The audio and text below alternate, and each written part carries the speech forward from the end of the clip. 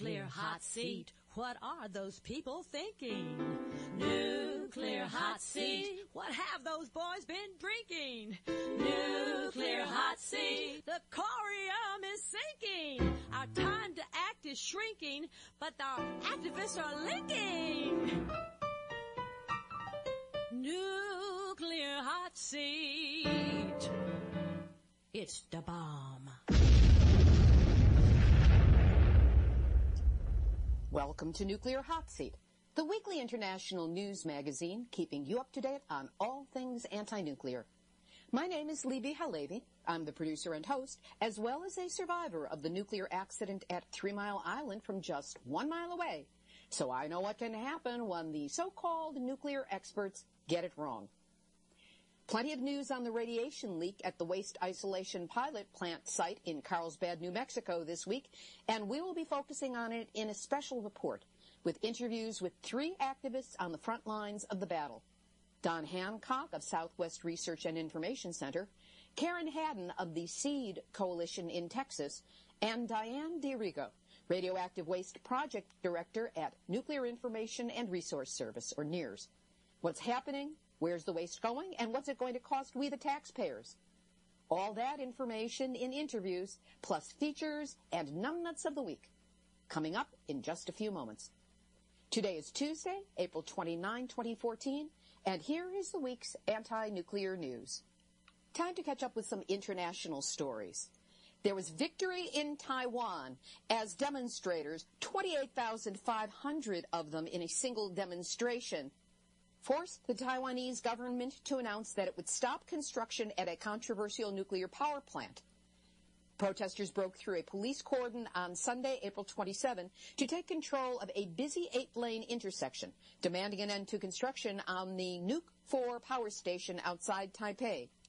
Later that day, the ruling Kuomintang party yielded to pressure and promised to stop work at the plant.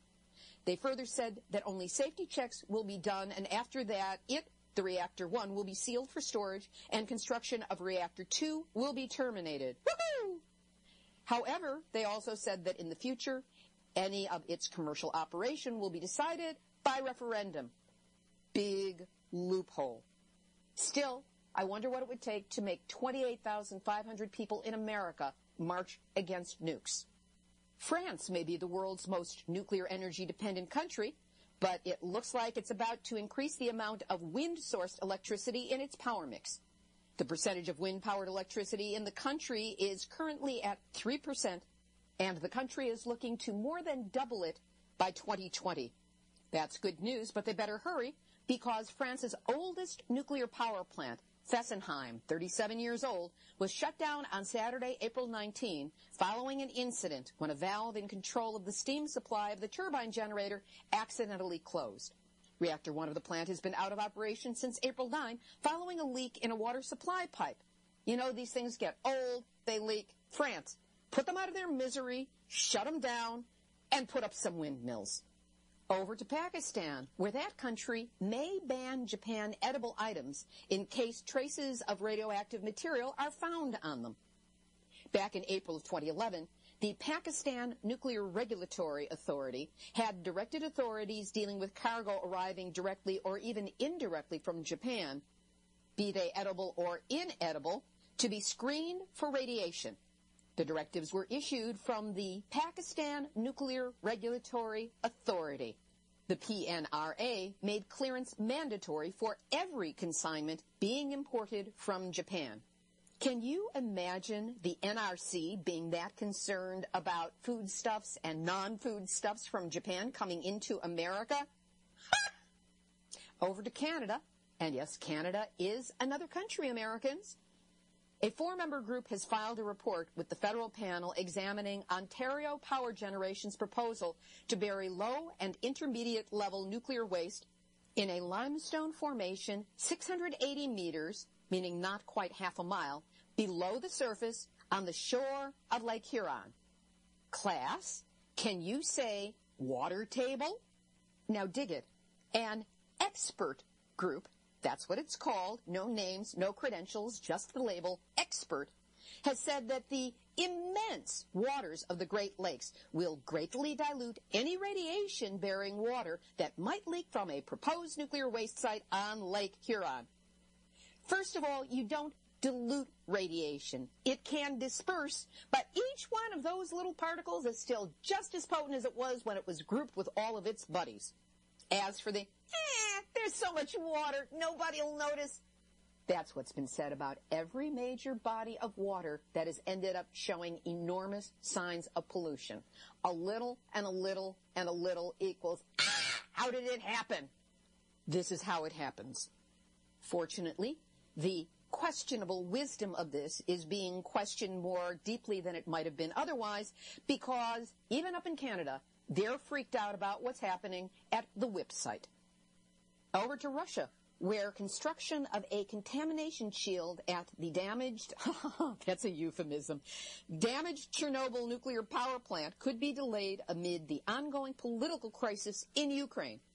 Adi Roche, the CEO of aid agency Chernobyl Children International, told the Irish Independent, "What can never be forgotten is that the destruction caused by the deadly explosion at reactor number 4 at Chernobyl was triggered by the release of just 3% of the radioactive material in the plant. The remaining 97% of this enormous ticking time bomb of highly unstable nuclear material is still inside the crumbling Chernobyl complex." She went on to say, "The world has very real reasons to be extremely concerned about the ongoing threat posed by Chernobyl, especially at a time of great instability and growing hostility between Ukraine and Russia. So world, pay attention. This is bigger than Putin's ego and the Pentagon budget combined. Make Chernobyl a political-free world zone and get the lid on it before the sarcophagus falls apart. When it was built, they predicted it would last for 30 years. Right now, it's 28 years. We need to get this thing covered now." And for those who believe the folklore that the 1,000-kilometer exclusion zone around the radioactive ruins of Chernobyl has become a thriving wildlife refuge, Bob Alvarez, senior scholar at the Institute for Policy Studies, has this to say. Over the past 13 years, extensive wildlife effect surveys were done by the University of South Carolina in the Chernobyl exclusion zone, with findings published in some 50 scientific publications. They report most organisms studied show significant increased rates of genetic damage in direct proportion to the level of exposure to radioactive contaminants. Many organisms show increased rates of deformities and developmental abnormalities in direct proportion to contamination levels. Many organisms show reduced fertility rates. Many organisms show reduced lifespans. Many organisms show reduced population sizes. Biodiversity is significantly decreased. Many species are locally increased.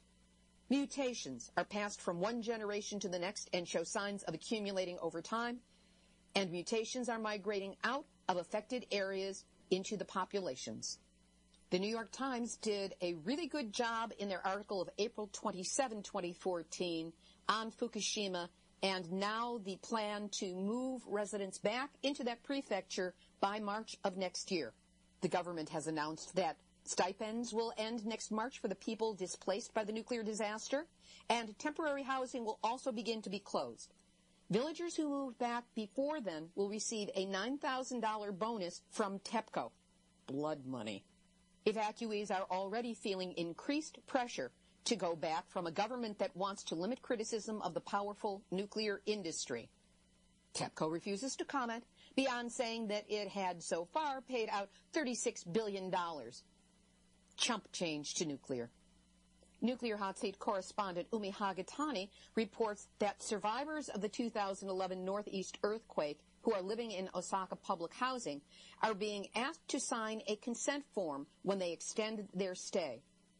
It is addressed to the governor of Osaka, whom Umi very generously characterizes as a notorious ultra-right-wing sexist, classist, racist.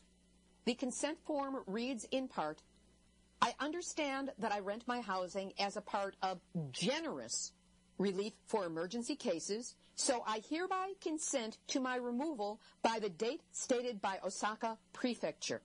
They are obligated to leave immediately if they cause any damage, inconvenience, or annoyance to other residents. I wonder if talking about Fukushima's health problems falls under that category. And there are other requirements as well. Katsutaka Idegawa, former mayor of Futaba in Fukushima Prefecture, on an interview on RT.com, said, "There are still about 2 million people living in the prefecture who have all sorts of medical issues. The authorities claim this has nothing to do with the radiation fallout from Fukushima. I demanded that the authorities substantiate their claim in writing, but they ignored my request. There is no one to help us.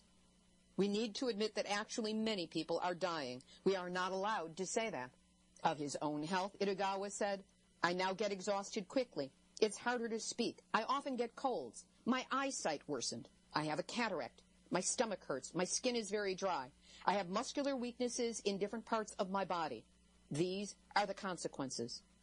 I'm not getting any treatment right now. Actually, there's no place I could go for help. I now live in Saitama. The nearest hospital refused to treat me. So I'm trying to restore my health through nutrition." And now, Nuclear hot seat, nuclear hot seat, nuclear hot seat, nuts of the week.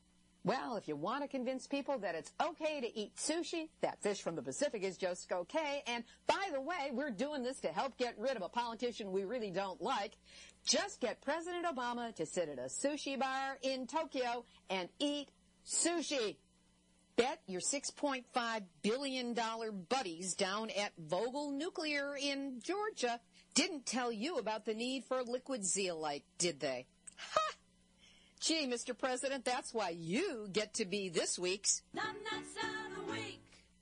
Before we get to this week's featured interviews, I wanted to let you know that work is now underway to get the Nuclear Hot Seat website up and at 'em again after its hack attack. We do have a temporary redirect page up at the regular address, nuclearhotseat.com, and we will be posting there for the time being with links to each new episode, including this one. Our archive is up on iTunes under podcasts, and you can also catch the last few of our shows on YouTube as well under Nuclear Hot Seat videos. Regarding the website, the fix is going on, and it is expensive. I want to thank everyone who has been supportive of me and this show with your comments, suggestions, and, bless you, donations. There's a donate button on our temporary page, and yes, it is secure. If you can, please, anything you can donate will be greatly appreciated and go immediately to the cost of fixing the website. Now for this week's interviews. We focus special attention on the Waste Isolation Pilot Plant, or WIPP, site in Carlsbad, New Mexico. First, if you haven't been following this story, here's a recap. The WIPP site is a deep geological repository licensed to permanently hold and dispose of some forms of radioactive waste. It opened in 1999 and was supposed to hold this deadly radioactive waste safely away from people and the environment for 10,000 years. But on February 14th, happy Valentine's Day, the site experienced a radiation leak that released an unspecified amount of plutonium and americium into the environment. There goes the neighborhood. Seriously, 21 workers are confirmed to have been contaminated by the radiation, and there are no accurate readings as to how much was released or how far it went. Last week, the Department of Energy released a 300-page report on the accident, a document that satisfied no one except maybe the people who wrote it and their mothers. Where does all this stand now? First, we talk with Don Hancock. He is director of Southwest Research and Information Center, an environmental watchdog group based in Albuquerque, New Mexico. Don has been a reliable source for information on this accident since it began and has been featured previously on Nuclear Hot Seats number 139, 140, 143, and 146. Here he is on number 149.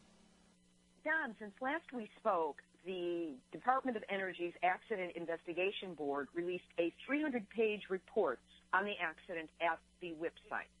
What, if anything, do they cite as the direct cause of the accident? They don't do a very good job, in my view. They said they didn't know what actually caused the release in the underground, but they presumed that the release in the underground was caused by a roof fall. That's what they said in the report. Now, one of the unanswered questions about the report is why was the report finished on April 1st and then not released for 3 weeks? But therefore, it was 3 weeks out of date when it was released, and there now have been workers underground who said there is no roof fall.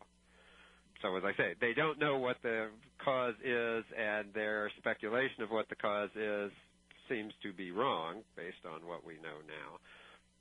They also said that, okay, so the release happened in the underground, but the reason it got out, some of it got out into the environment, was because of a design flaw in the ventilation system that included two dampers that weren't designed to fully close.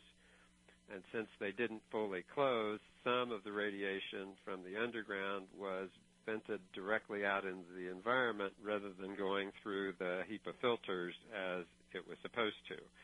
And they said that that was a design flaw. They should have known about it. So they say the ventilation system, and particularly the filtration system, had a fundamental flaw in it.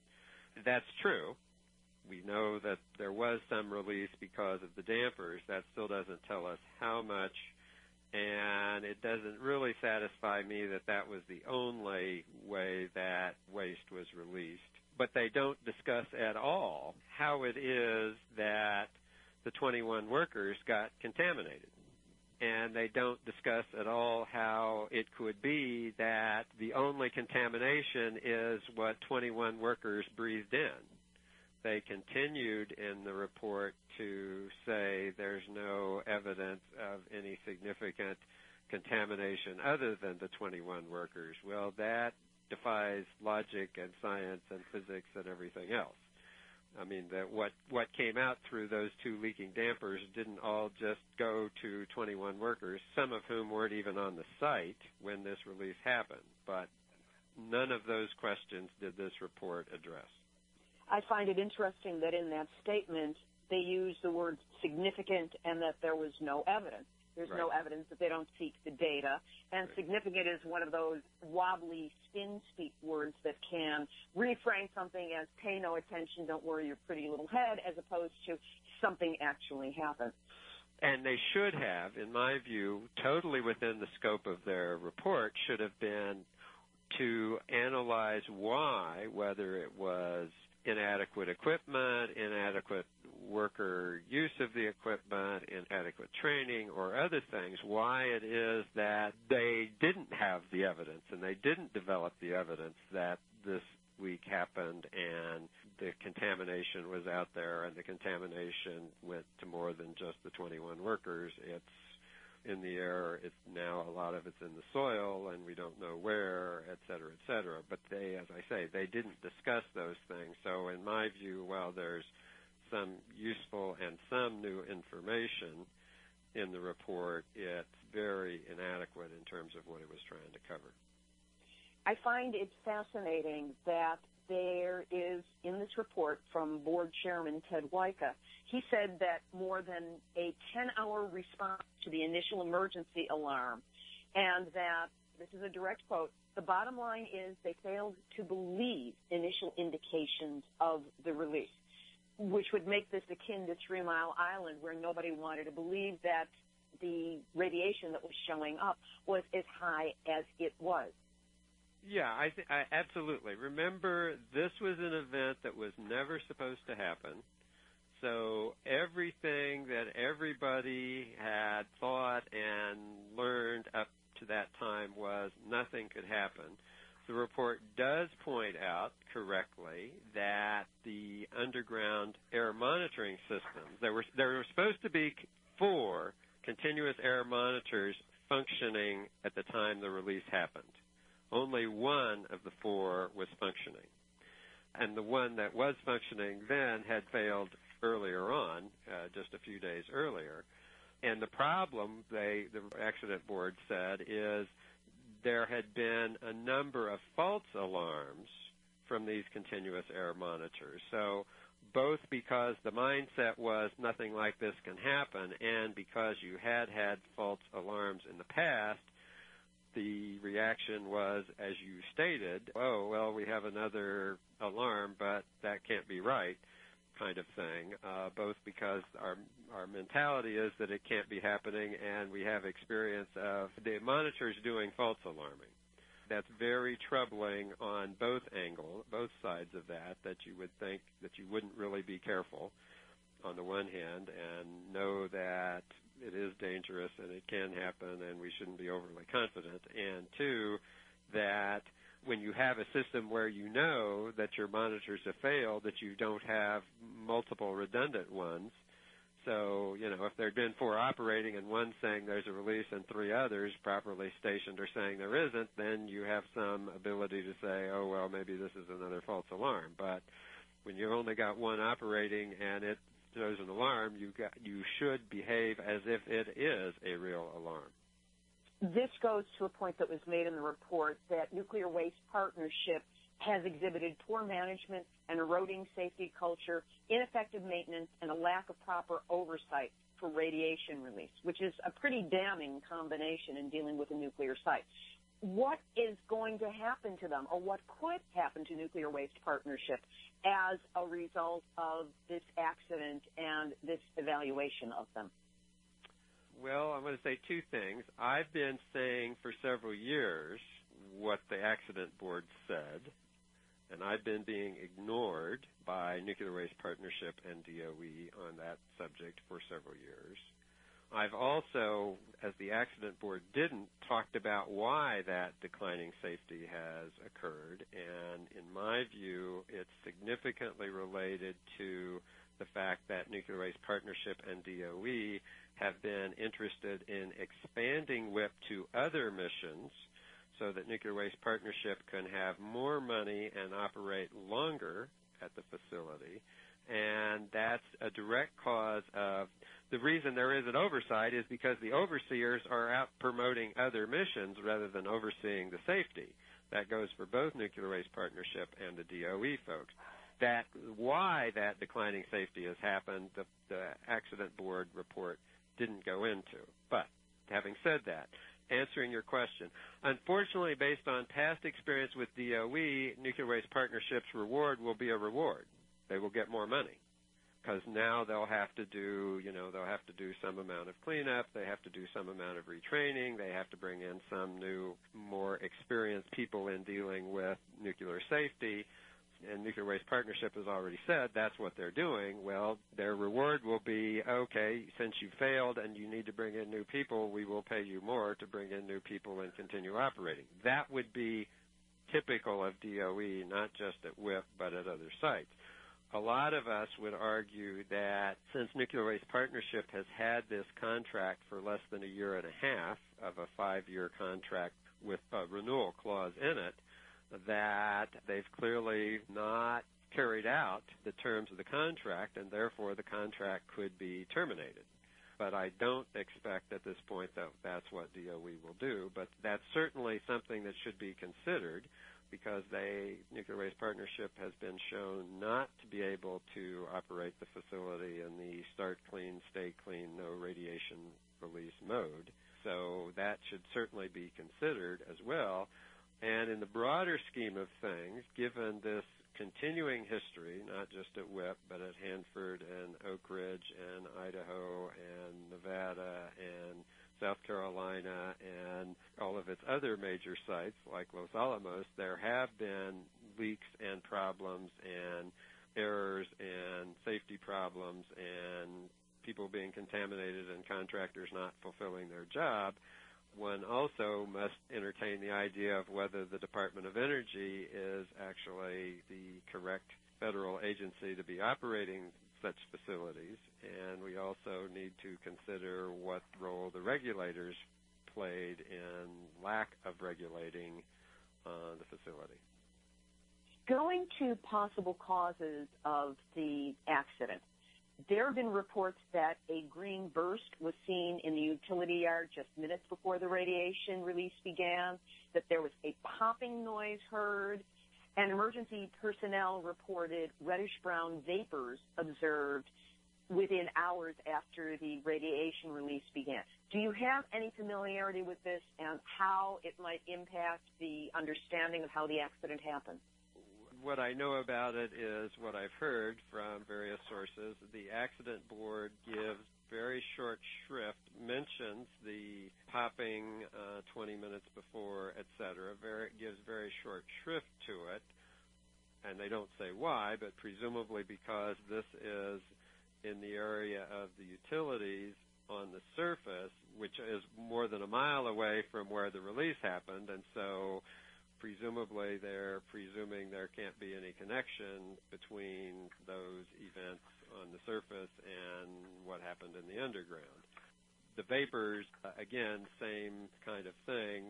There's no obvious necessary direct connection. So once again, the report mentioned some of these things, but didn't really go into them in great detail about trying to resolve what they actually were, what the popping sound was, what the things that workers saw, what they actually were, and whether they meant.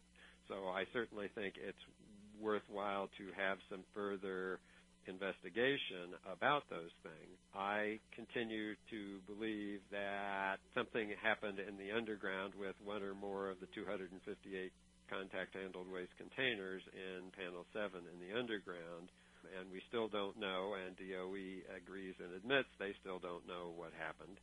That's why all of these things need to be investigated. Frankly, it's why I think we need an independent investigation, not just depending on 5 DOE employees to be the Accident Investigation Board, which is the case.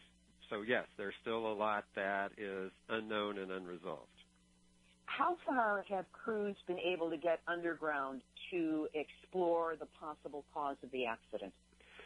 So they've been underground, and last Wednesday they actually went to where they currently have seen the highest levels of contamination in the underground, to where these 258 containers are in Panel 7 and Room 7. And they went to what's called the face, in other words, the last place that wastes were stacked there, and they took radiation readings. They did get significant radiation readings, 10,000 disintegrations per minute in the air. But when they looked, everything, the containers that they could see all looked like they were when they were put in. So it wasn't like there were containers on the floor, broken open, or anything like that. So they found the radiation. Their procedures were that they were taking a ladder along, and they were actually supposed to actually get up on the ladder so they could look over the top, because there is a gap. The containers are stacked, but they don't actually go all the way to the 13-foot high salt ceiling. So if you get on a ladder, you can look over. And they said they could look over, and they could see the ceiling all the way to the back. It appeared that there hadn't been any ceiling collapse, not only on the outside, this face of where the containers are, but all the way back over where the 258 containers were. So they got down, and then they went to kind of the back side. So this is Room 7, and they went around back to the end of Room 6 to look kind of at the back of that stack of 258 containers. They said they looked, and again, it looked all okay, but the levels that they were reading there were twice as high, 20,000 disintegrations per minute. At this point, the highest levels of radiation they're picking up in the underground are at and near where these containers are, so that's still the working theory about the source of the leak, but just in looking at things, they still can't figure out which drum containers have leaked. So now the next phase that they're working on is, okay, so now we need to be taking cameras that have boom extensions on, so in that space between the roof and the top of the waste containers, we can run a camera through there and kind of see what the camera can tell us about what's actually there. So that's, at this point, the next thing that they're planning to do. Should the site ever be allowed to reopen, how is it going to be different for workers who go underground? My organization's view is that it can't be reopened until we know what the cause is, we know what was released, the public, through an independent process, know that any further release can't happen, that the contamination in the underground and on the surface needs to be completely cleaned up, and that any and all of the contaminated workers need to have adequate medical evaluation and treatment. So all of those things would need to happen before my organization, and I think numbers of other people, would think that WIP should open. That, however, is not the Department of Energy's position. They continue to say that they're working hard to figure out as much as they're going to figure out and develop a plan, which is they're now saying they're going to have a plan by June 1st as to how they're going to get reopened.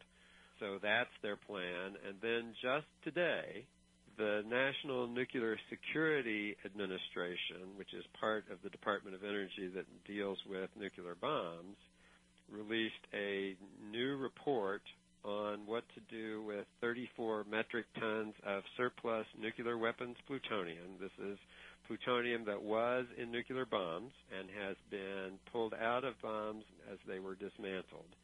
And DOE has long had another failed project in mind to do this, to build what's called a MOX, Mixed Oxide Fuel Facility, at the Savannah River site in South Carolina, to turn this plutonium into fuel for commercial nuclear power plants, which is a bad, expensive, unworkable idea. But DOE has spent about $4 billion taxpayer dollars on that, and a lot of people in South Carolina and my organization of others have been complaining about this and opposing this idea. Well, DOE for the last year has now kind of decided, well, things aren't working out very well. That facility may not work.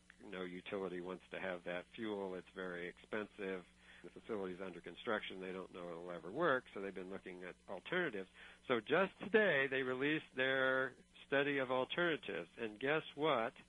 The best alternative is, according to this study released today, is sending this 34 metric tons of surplus plutonium, none of which was supposed to go to WIP, sending it all to WIP.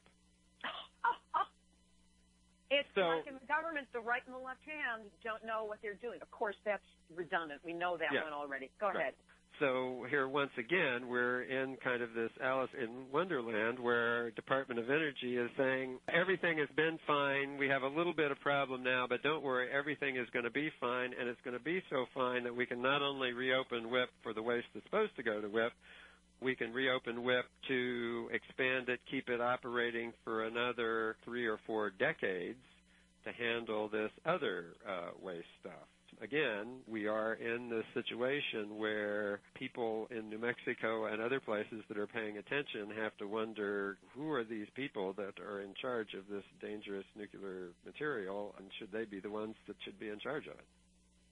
In terms of the people who live in and around the WIP facility or might consider themselves downwinders at this point, what, if any, kind of protest or activism is taking place over and above what it is that you've been bringing to the table for so long? People in the Carlsbad area in southeastern New Mexico are not used to, it's not their style to protest. So there haven't been any protests down there for many years.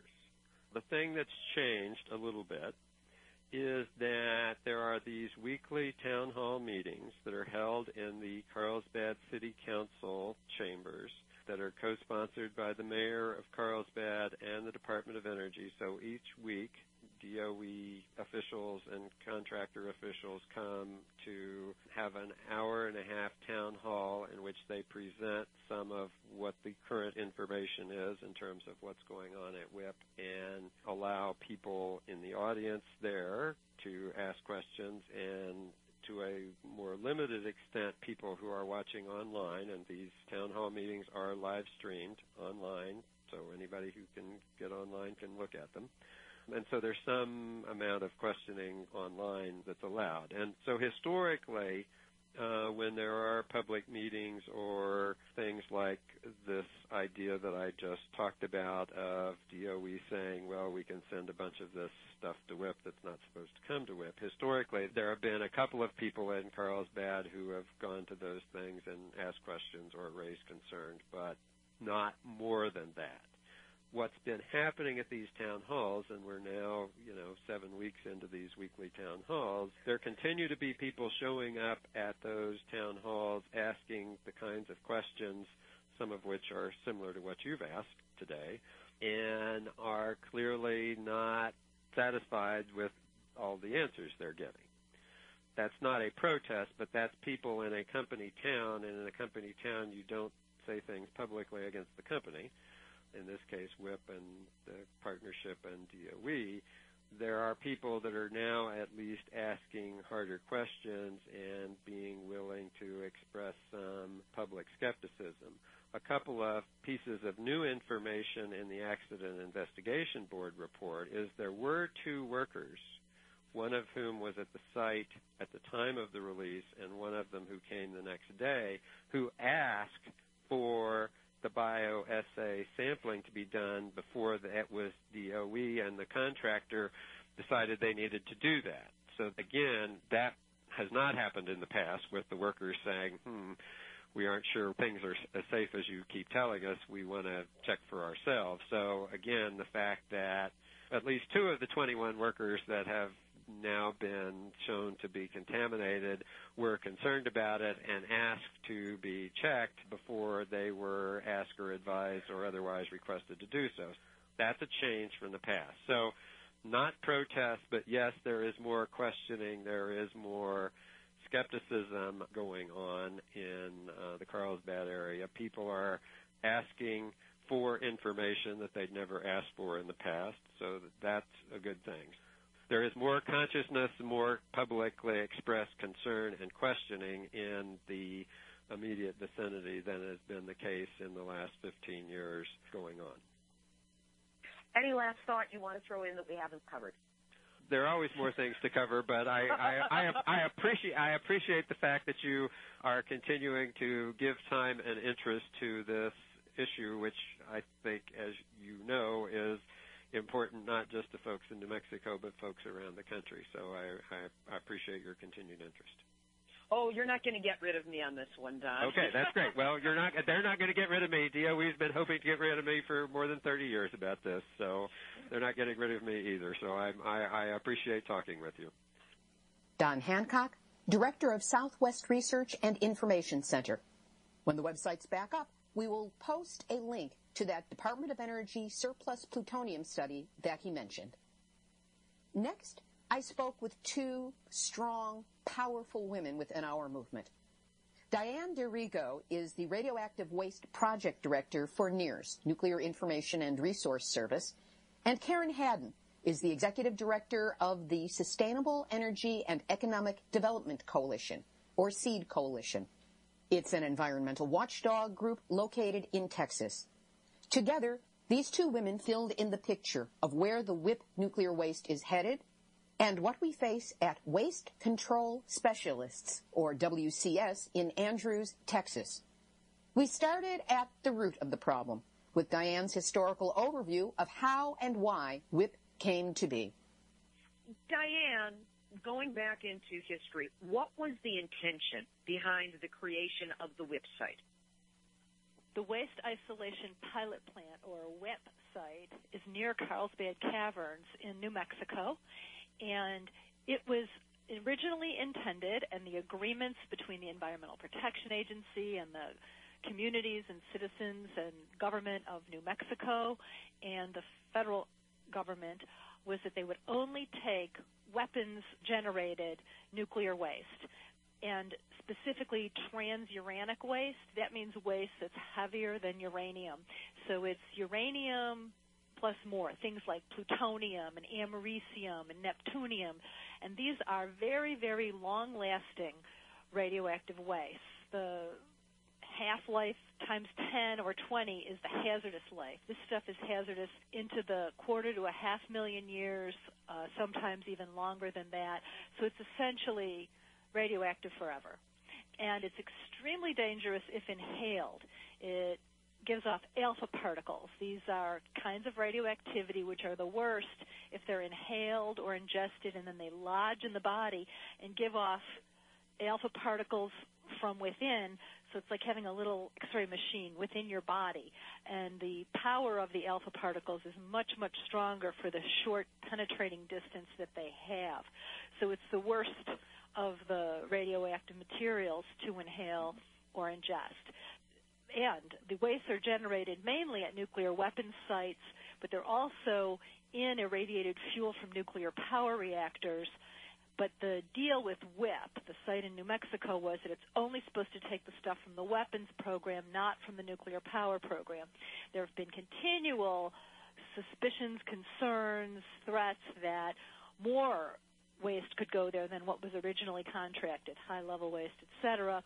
And in February, as you've been covering on your show, on February 5th, 2014, there was a fire in one of the trucks at the WIP site in New Mexico, and then potentially a completely separate event on Valentine's Day of 2014, plutonium was detected off-site from the facility, attributable to the facility, and workers were exposed in inhaled radioactivity. So the WIP site was closed down, and it is a site that is supposed to take waste from the nuclear weapons locations, nuclear weapons complex around the country. In fact, the Department of Energy has contracts with the states in which these other nuclear weapons sites are located to bring material to this dump, and that's what they're trying to commit to. They're trying to stick with these contracts and the schedule, even though the site is now closed indefinitely, and we don't even know, even after this interim report that came out yesterday, what happened at the site. A 300-page report, and basically they don't really know what happened, and they will be reporting later when they figure it out. I love that it's a 300-page report that basically says we don't know what happened. The radioactive waste that's been generated from nuclear weapons production, nuclear atomic weapons around the country, it's been piling up for decades in Los Alamos, New Mexico, Savannah River, South Carolina, Hanford, Washington, National Engineering Labs in Idaho, and all of these sites threaten the aquifers where they are located, so nowhere is a good place for the material. The plan was to send it to this location.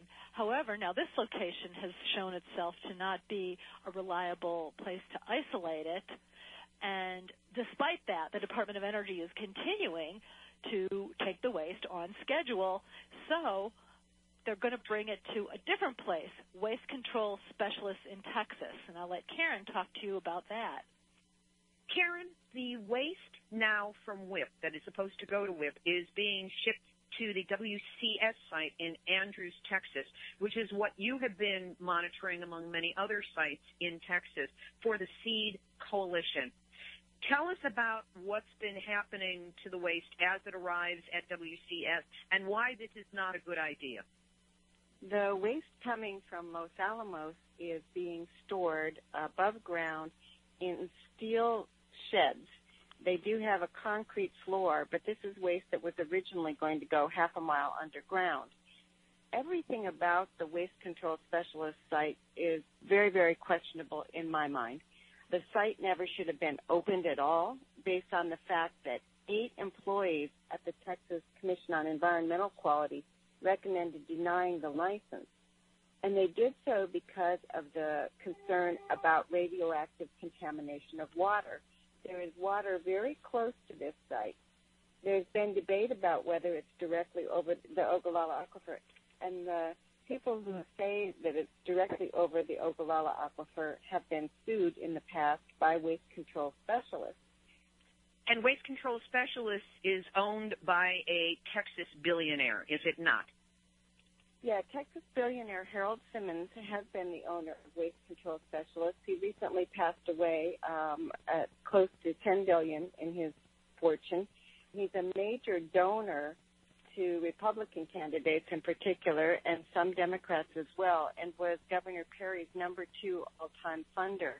He has funded the Swift boat ads against Kerry when he was running his presidential race, and has helped fund the campaign for Obama as a Muslim at one point in time. So this is what happens with these billions of dollars. And the money gets spread not just in Texas, but in Congress to congressional representatives and senators to various locations around the country so that the company can ensure business from all around the country in terms of bringing in commercial reactor waste. The site started out to be limited to Texas, Maine, and Vermont, and then was just down to Texas and Vermont.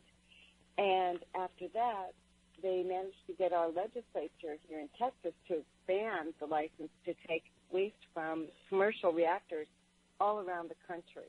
So it's always shifting, and they're building a radioactive waste empire that grows daily, and they systematically are undoing all of the protections that they once had as requirements in their license.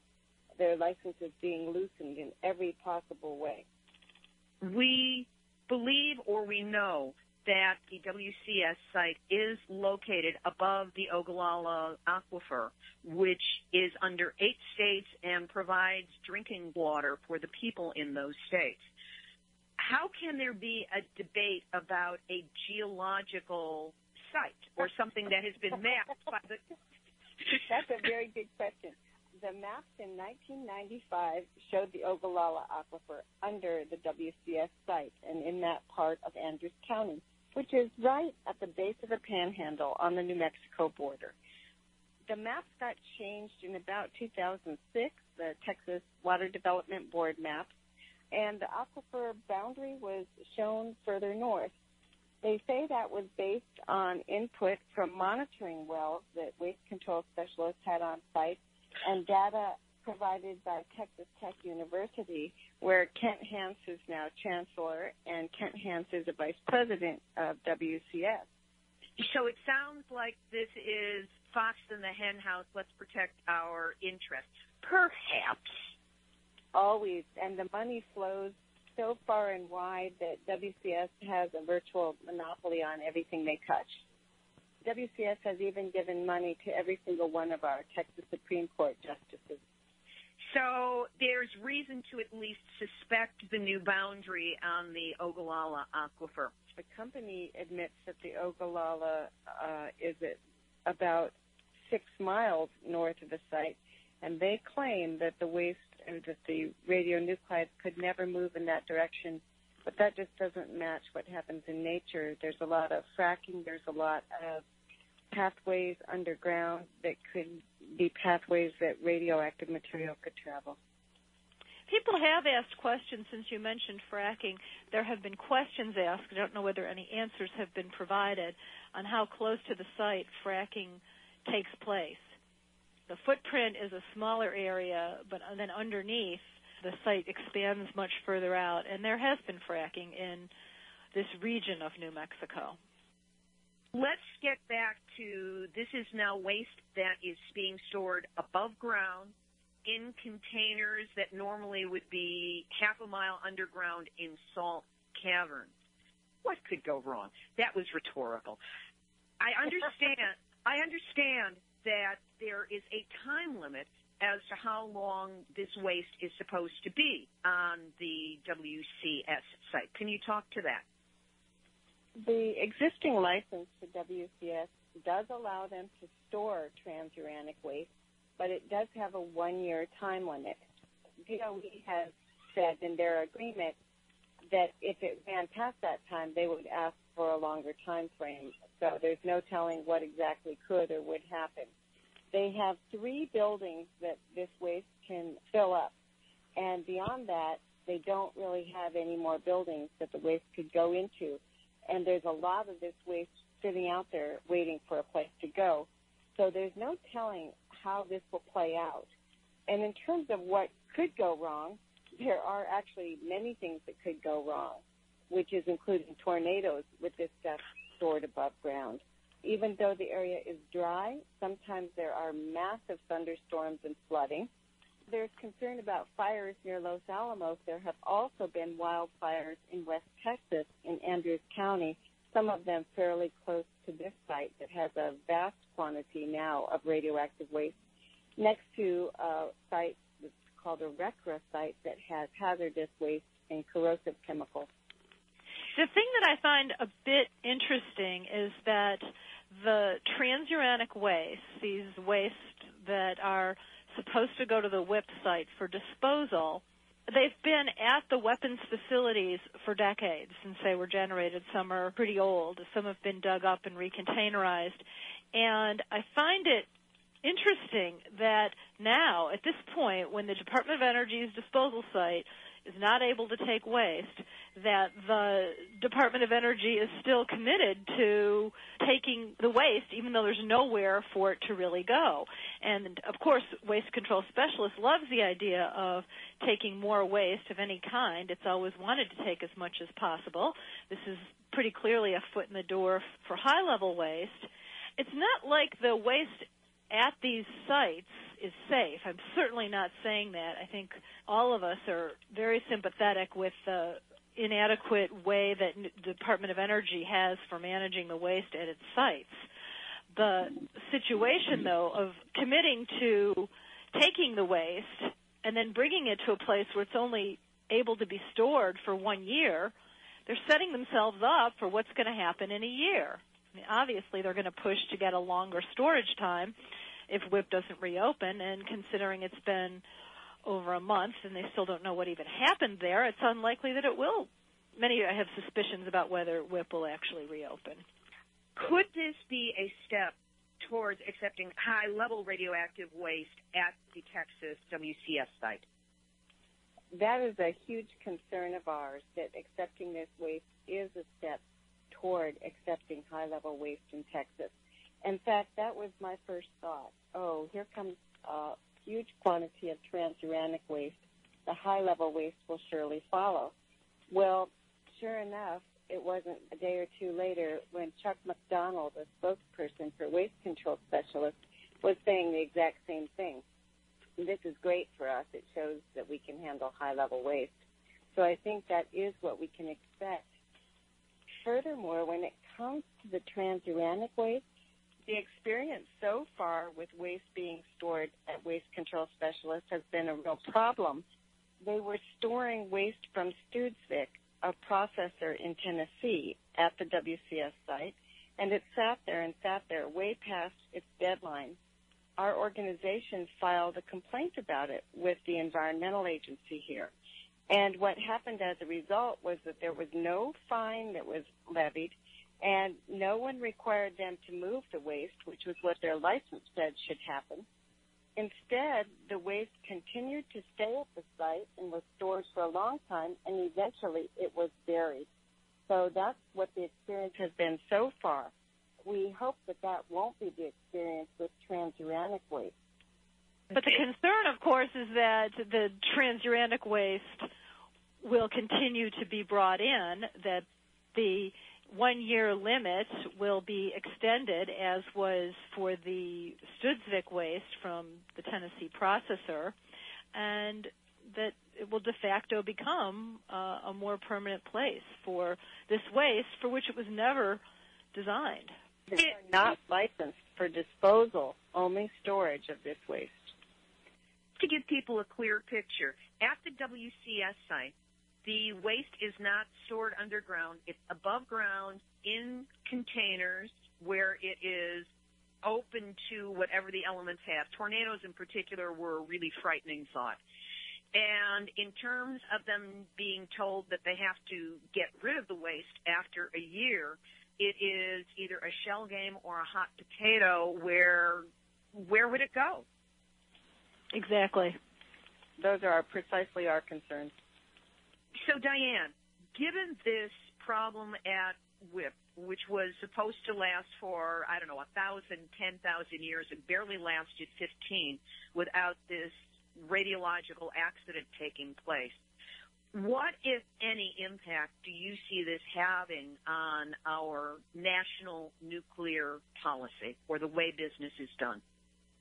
If it's up to the Department of Energy, there will be no change.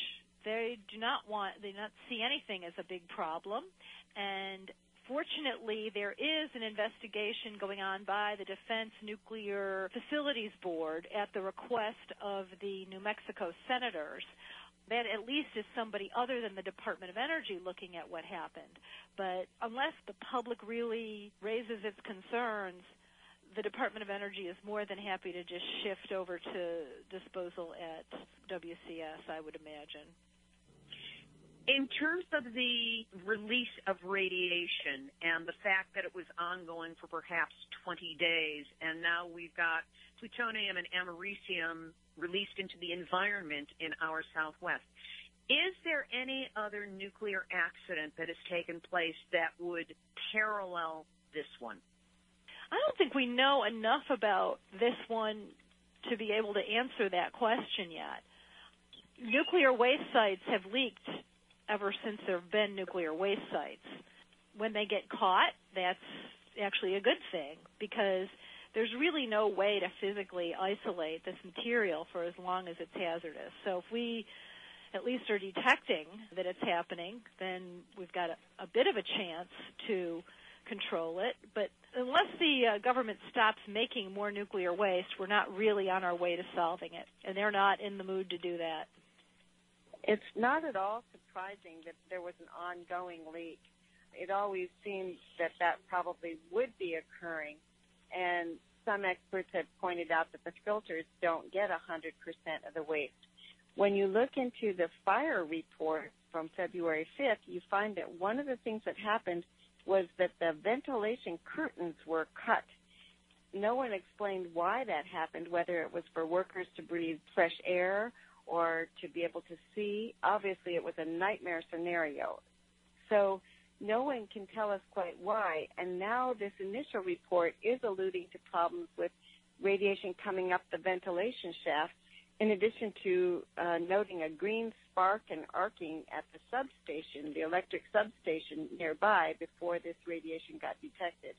So we have yet to find out fully what happened, but certainly it's not surprising that there has, in fact, been ongoing radiation release. And WCS was originally, was pushed as, well, they actually touted that it was from medical. They said it would be paint cans. They never admitted even that it was nuclear power waste until really pressed. And then they began to admit that. But it's always a foot in the door thing. Once they get away with putting some waste in a particular location, if they can get away with that, there's the danger of more coming in, because there is no good place to store this waste. There's no place that can guarantee isolation from the environment. So the question is, who's going to be the sacrifice area? And unless somebody puts the brakes on it, WCS is in line to be that sacrifice area for not just this so-called low-level waste, but also the transuranics, the high-level waste, the whole weapons and commercial waste streams. Anything else last minute, either one of you? Thank you. Thanks for giving us the chance to talk about this sort of secret site down in Texas. That was Diane DiRigo, Radioactive Waste Project Director for NEARS, and Karen Haddon, Executive Director of the SEED Coalition in Texas. We will be staying in touch with all three of these individuals as this story continues to unfold, because as with all things nuclear, the WIP story is not going away in any foreseeable millennium. This has been Nuclear Hot Seat for Tuesday, April 29, 2014. Material for this week's program has been researched and compiled from ENEnews.com, Climate Connections, ENN.com, The Nation, TheStar.com, Bob Alvarez, Umi Hagatani, RIA Novosti, World Nuclear News, RT.com, New York Times, Wall Street Journal, AP, and the Nuclear Hot Seat Facebook community. Please stop by, say hello, be our friend. Special thanks this week to Sean Arkwright and Christine Dillon-Strickland for their ongoing help in posting Nuclear Hot Seat each week since the website meltdown. Theme music written by me, sung by Marilee Weaver. Nuclear Hot Seat is syndicated on UCY.TV. Our archive is available on iTunes. You can subscribe under podcasts, and hopefully we'll soon be back in business at nuclearhotseat.com/blog. Nuclear Hot Seat is the activist voice on nuclear issues, so if you have a story lead, a hot tip, or a suggestion of someone to interview, send an email to info@nuclearhotseat.com. We are copyright 2014, Libbe, HaLevy, and Artistry Communications. You have my personal permission to reuse this material as long as proper attribution, meaning website and my name, are included. This is Libbe, HaLevy of Artistry